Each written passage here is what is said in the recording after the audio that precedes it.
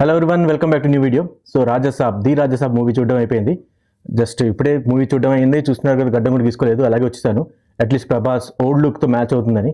కానీ old look లేదుగా మూవీలో, మీకు ఆల్రెడీ తెలిసి ఉంటుంది, స్పాయిలరింగ్ కాదు ఇది. ఫస్ట్ అయితే మనం పాజిటివ్స్కి వెళ్దాం. పాజిటివ్స్ ఏంటంటే ఈ మూవీ కాన్సెప్ట్ అనమాట. ఈ కాన్సెప్ట్ యాక్చువల్లీ చాలా బాగుంది, పేపర్ మీద అయితే చాలా బాగుంది. ఎగ్జిక్యూషన్ దగ్గర కొంచెం పొరపాట్లు జరిగాయి. అవి ఏం జరిగాయి మనం డిస్కస్ చేద్దాం.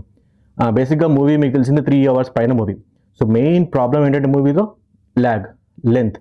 సో ఆ లెంత్ కనుక రెడ్యూస్ చేసి ఉంటే 2.5 hours మూవీ కనుక చేసేసి ఉంటే మూవీ అయితే ఇంకా చాలా బాగా వచ్చేది. నేను మూవీ బాగాలేదని చెప్పట్లేదు, నేనంటే కొంచెం చెప్తున్నాను కదా. సో దాని తర్వాత ఏంటంటే మెయిన్గా కాస్టింగ్ ప్రభాస్ బెస్ట్ అన్నమాట. అల్టిమేట్ మూవీ ఎంగేజింగ్గా ఉంది అంటే ప్రభాస్ వల్లనే. అండ్ సపోర్టింగ్ క్యాస్ట్లో కూడా ఉన్నారు. జరిగిన ఆమె ప్రభాస్కి నాయనమలాగా చేసింది, ఆమె చాలా బాగా చేసింది. అండ్ బొమ్మని రాణి ఉన్నారు, and Sanjay Dutt villain. So వీళ్ళందరూ సపోర్టింగ్ క్యాస్ట్. అండ్ ఇది కాకుండా ప్రభాస్, సీను, ఇంకా సత్యగిరి, వీళ్ళందరూ కామెడీకి ఉన్నారన్నమాట. ఇంకా హీరోయిన్స్ విషయానికి వస్తే హీరోయిన్స్ 3 ఉన్నారు. నిధి అగర్వాల్, మాళవిక మోహనన్ అండ్ రిధి కుమారి. సో వీళ్ళు 3 ఉన్నారు, కానీ 3 అవసరం లేకుండా ఉంది నాకు తెలిసి. ఆ 3 ఉండడం వల్ల కూడా లెంత్ ఎక్కువైంది మూవీది. సో ఒకవేళ ఒక హీరోయిన్ కానీ 2 హీరోయిన్తో ఉంటే మేబీ 30 minutes 40 minutes కట్ చేసే స్కోప్ ఉండేది. ఎందుకంటే ఈ 3 ఉండడం వల్ల సాంగ్స్ కూడా పెట్టాల్సి వచ్చింది. సాంగ్స్ ఇంట్రొడక్షన్ సాంగ్ ఉంది కదా, రాజాసాబ్, రెబల్ సాబ్, అది చాలా బాగుంది. కాకపోతే మిగతా సాంగ్స్, డ్యూయెట్స్ అవన్నీ ఒకవేళ హీరోయిన్స్లో అయిపోయి ఉంటే అంతమంది అవి కట్ చేసేవాళ్ళు. సో లెంత్ కూడా అల్టిమేట్గా కట్ అయిపోయింది మూవీది. సో హీరోయిన్స్ చూసుకుంటే మాళవిక మోహన్ అనుకుంటా తన పేరు, తను బాగా చేసింది. నిధి అగర్వాల్ కూడా ఓకే బాగానే చేసింది. అండ్ రిధి కుమారి సంథింగ్, ఆ పేరు గుర్తులేదు. సో ఆమె కూడా ఓకే, అంత అవసరం లేదు యాక్చువల్గా, అదే చెప్తున్నాను.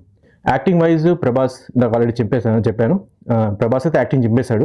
సెంటిమెంట్ సీన్స్లో ఎక్కడైతే మనకి మెయిన్ ఒక సీన్ ఉంటుంది, తన నాయనమ్మ దగ్గర కూర్చుంటాడు, అక్కడ బాధపడుతూ ఉంటాడు, ఏడుస్తూ ఉంటాడు.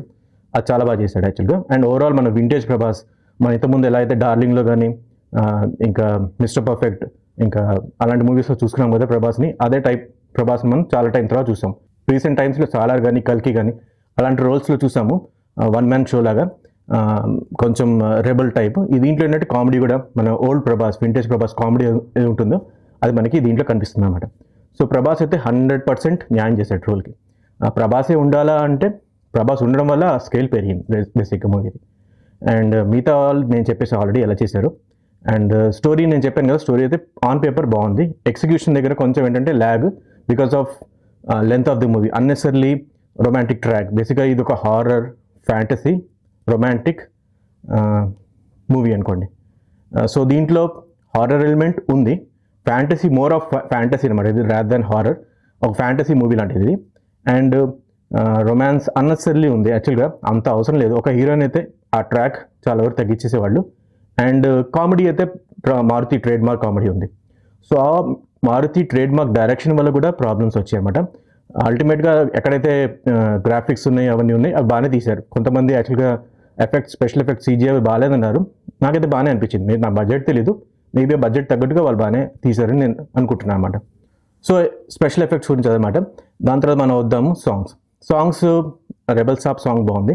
ఇంకా మిగతా songs okay, time pass songs అంతే. ఒక సాంగ్ ఉంటుంది, అది స్టోరీలో ఉంటుంది. ఆ సాంగ్ నాకు గుర్తు రావట్లేదు. అది బేసిక్గా బ్యాక్గ్రౌండ్ సాంగ్ లాంటిది అనమాట. అది బాగుంది.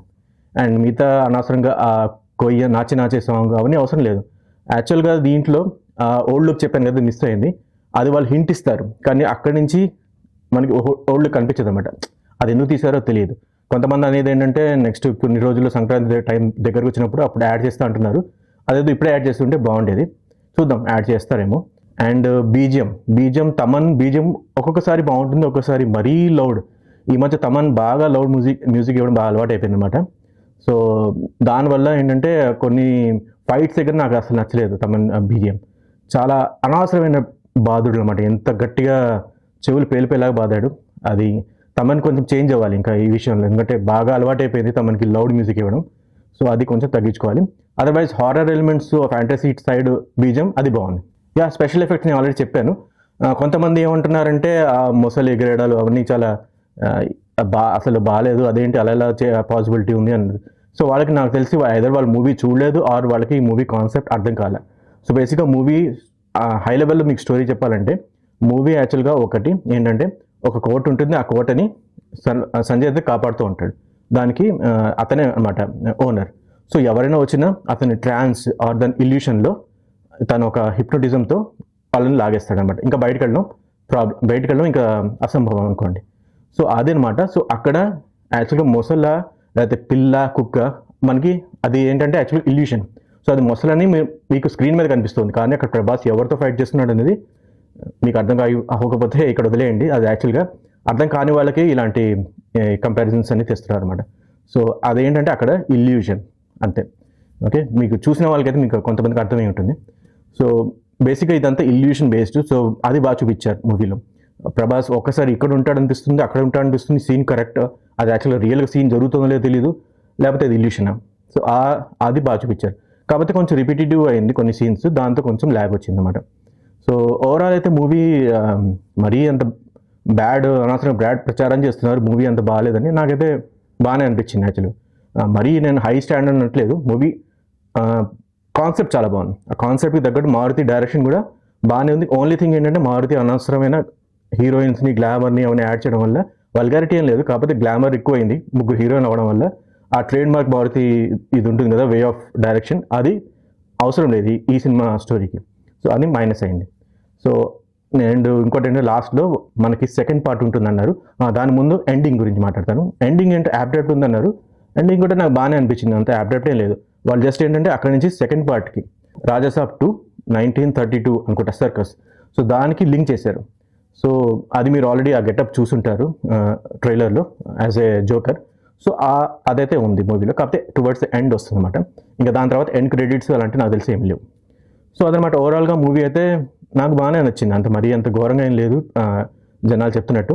నేనైతే మూవీకి 3.25 to 3.5 only because of lag, అంతే. ల్యాగ్, అన్నెసర్లీ రొమాంటిక్ యాంగిల్ ఎక్కువ పెట్టడం, దానివల్ల నేను తీస్తున్నాను. అదర్వైజ్ మూవీ అయితే కాన్సెప్ట్ వైజ్ చాలా బాగుంది. So that's it for this video. See you again, bye.